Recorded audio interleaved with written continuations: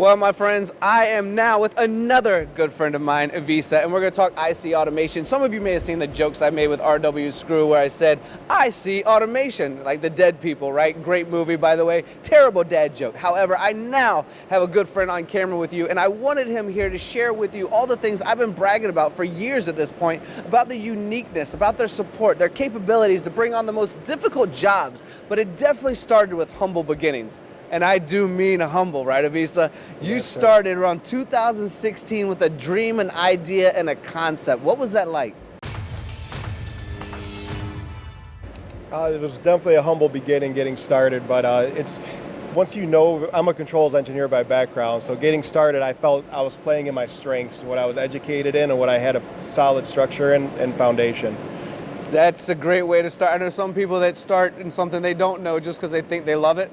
So it's good that you started there. Now, knowing you and knowing where you are now and listening to you talk about your dreams, let's bring the audience along on that journey. You doubled. You tripled, you quadrupled, you're expanding locations. We're actually currently standing in a location that's not even yours while you're expanding in another location because a friend allowed you to build this magnificent cell that's behind us right now. So you dove into what you knew, you were confident about the growth, and IC automation to me means I can come with a project that might seem impossible in other areas, and you guys somehow, some way will give it a good solid look, and 9 times out of 10 figure out how to make something that's never been done before actually happen. Is this part of your growth and dreams as you saw it from day one?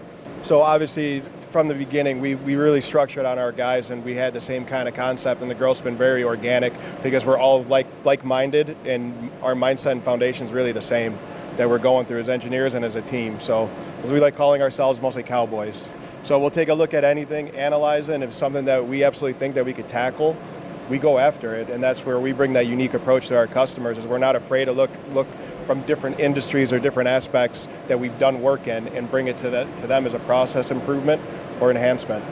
I've had the privilege to walk through your shop, and almost every corner I turned, I said, what is that? What is that? What is that? Because it seems like you're always bringing in the newest, latest. You're studying, and I think that goes in part to making sure that your customers are taken care of. You mentioned to me before we hit record on these cameras about vision systems. Weren't really a thing when you were first getting going. Now everyone wants vision systems. Let's talk about what you do to make sure that your partners, your clients, your friends are getting what they deserve on a financially respectful scale, because let's be fair, something like this can't be inexpensive, but it's also going to make someone a lot of money, save someone a lot of time. And along with that, we see automation, it is probably the most important thing that we can do for efficiency and productivity and reshoring and all these things that go along with it. But there's people popping up all the time going, I can do that, but service and support is, gosh, maybe the most important thing when it comes to automation. So let's talk about your focus at IC Automation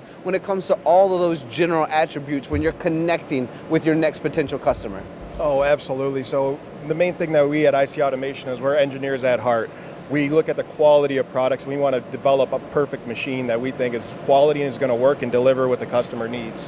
But then we also got to look at the financial side of it as well. You know, where's the rate of return on investment for that customer? So we pick based off of quality, and then we look at overall scheme and what fits for our customers. So we really leverage that side of it.